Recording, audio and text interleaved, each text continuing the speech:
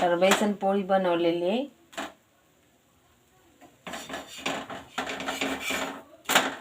तर कुणाकुणाला अशी खरपूस बेसन पोळी आवडते त्यांनी मला कमेंटमध्ये सांगा.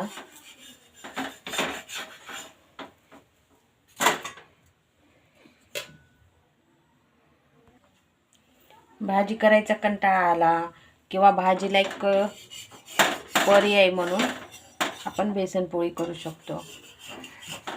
बेसन पोळी चपाती बरोबर खाऊ शकतो, भाकरी बरोबर खाऊ शकतो.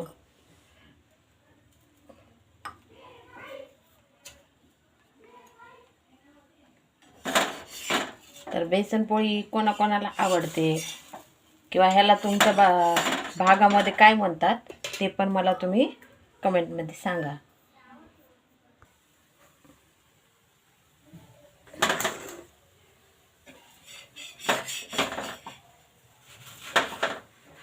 तर अशा प्रकारे माझी बेसन पोळी झालेली आहे.